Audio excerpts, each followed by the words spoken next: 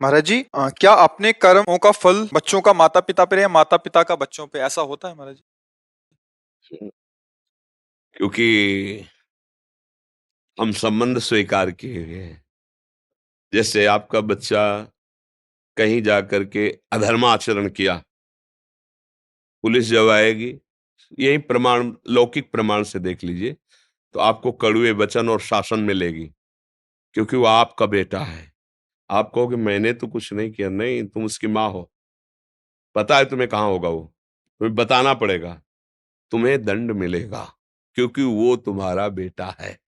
अच्छा, अब तुम्हारा बेटा भगवान का भजन करके भगवत भक्ति में तन्मय है। अच्छा, ये महाराज जी की माता है? अरे बड़ी कृपा, आपको प्रणाम मिल रहा है ना, किस लिए? आपका बेटा भगवान का भक्त हुआ। ध्रुव जी का जब परम पद पर आरूढ़ होकर विमान जा रहा था, तो उन्होंने भगवान के पार्षदों से कहा मेरी माँ।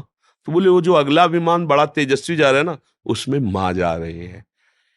पुत्र के कर्मों का माता पिता परिवार पर प्रभाव, और माता पिता के कर्मों का पुत्र पे प्रभाव। कर्मों का तो इतना बड़ा सूक्ष्म स्वरूप है कि समझना, जैसे जुआ हो रहा है और आप केवल ऐसे ही जा रहे थे, देखा जुआ हो रहा है क्या, आप खड़े हो गए, और जब पुलिस आएगी ना, तो पहला डंडा तुम्हारे पड़ेगा। आप कहोगे मैं खेल नहीं रहा था, तो बोले यहाँ खड़े क्या कर रहे थे? बोले केवल देख रहा, देखने के संबंध में दंड हो गया। फिर वो तो तुम्हारे शरीर से प्रकट हुआ है, फिर यह शरीर का संबंधी है, फिर आपको भोगना पड़ेगा।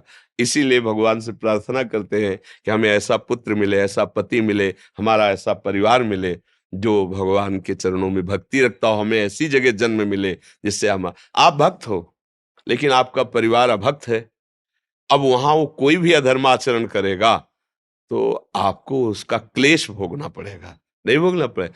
भाई इसका पिता बंद करो इसको, अभी वो पता खुद खुद आ जाएगा, जब्त करो इसकी संपत्ति, जब्त करो।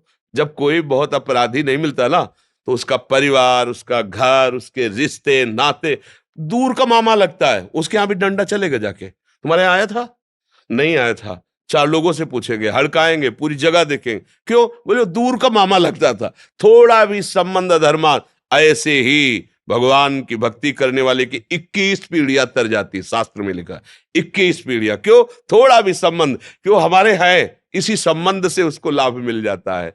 तो ऐसा तो कर्म का सहयोग देखा गया, प्रगट में भी देखा गया है और बाहर भी देखा गया है। जैसे अग्नि की सामर्थ्य दाहिका शक्ति है, आप जान के छुओ, अनजान में छुओ, जबरदस्ती कोई छुआ दे या भूल से छू, सबका परिणाम एक ही होगा, वो जला देगी, उसमें दायिका शक्ति है। ऐसे मन लगे तो राम कृष्ण हरि, मन न लगे तो राम कृष्ण हरि, फल बराबर मिलेगा।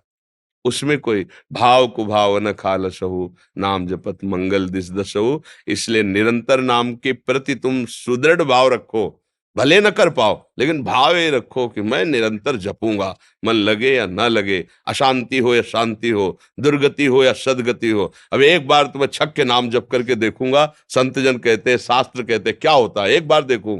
न जाने कितने जीवन हमने विषय भोगों में दिए, अब एक जन्म में भगवान के नाम, अभी अभी तूफान मच जाएगा। पर हम लोगों का क्या है कि निश्चय बहुत फिसड्डी स्वभाव है, अभी कह रहे ब्रह्मचर्य से चलेंगे, अभी कह रहे संयम से चल रहे हैं, और जहां सामने भोग आए तो सब भूल जाते हैं, उन्हीं में फिसल जाते हैं, हाथ कुछ नहीं लग पाता। इसलिए दृढ़ बनो और दृढ़ता से भगवान का नाम जप करो। एक दिन ऐसा आएगा कि नाम छोड़ना चाहोगे तो भी नहीं छोड़ पाओगे। भगवान बहुत कृपालु है, और उनसे ज्यादा कृपालु उनका नाम है।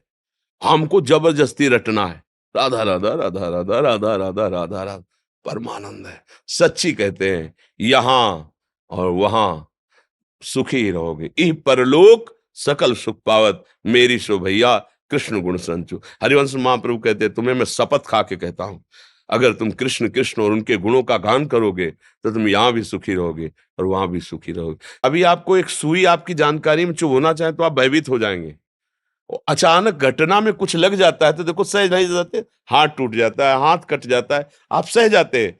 सोचो इतना कष्ट सह जाते हो, और ये काम क्रोध आदि आपको जरा सा लुभायमान करते हैं, उसको आप क्यों नहीं सह जाते हो? क्योंकि आपने सहने की बात ही नहीं सोची है, आपने भोगने की बात सोची, इसलिए फिसल जाते हो। नहीं, आप में इतनी सामर्थ्य कि आपको कोई परास्त नहीं कर सकता, सच्ची बात मानना। अच्छा, जैसे आपको जेल मिल गई, अब आपको वहां अनुकूलता तो मिलती नहीं, लेकिन जीते हो ना, तो बोले मन मार के जीना पड़ता है ना। हाँ, ऐसे तुम यहां अगर मन मार के जीना सीख जाओ तो तुम महात्मा हो जाओगे, नहीं हो जाओगे। अच्छा, जैसे किसी को जेल मिलती है, एक छोटी सी सेल होती है, छोटी सैया, साधारण कपड़े, साधारण भोजन, और अगर वो आप जीवन यहाँ जी के राम राम कृष्ण कृष्ण हरि हरि राधा राधा, तो आप गृहस्थी में रहते हुए बहुत बड़े महात्मा हो जाओगे, अगर वहां की बात समझ लो। लेकिन जीव की समझ ठीक नहीं, जब वहां जाता है तो उसके होश खराब हो जाते हैं। अब प्रभु से संबंध नहीं, विषयों से संबंध, विषय छिन गए, स्वतंत्रता छिन गई, अब यही जेल है। आप जीवन इधर भोगता, परिणाम में नरक फिर उधर भोगता है। इसलिए यहीं सुधर जाओ। यहां तुम्हें कोई गाली दे, सह जाओ, अपमान करे, सह जाओ। वहां वहां डंडा चलेगा तो भी कोई सहयोगी नहीं तुम्हारा। समझो, यही मान लो माया, मैं माया की जेल में हूं, अब मुझे इसे मुक्त होना है, अभी महात्मा बन जाओ। महात्मा का मतलब होता है अच्छे विचार, अच्छे आचरण, अच्छा भाव, अभी आ जाएगा। अब अपने लोग ये तो सोचते नहीं, हमें सुख भोगना चाहे दूसरे को काटना पड़े, बस यहीं से पापाचरण शुरू हो जाता है, यहीं से गंदी बात शुरू हो जाती है, यही दुर्गति का कारण हो जाता है।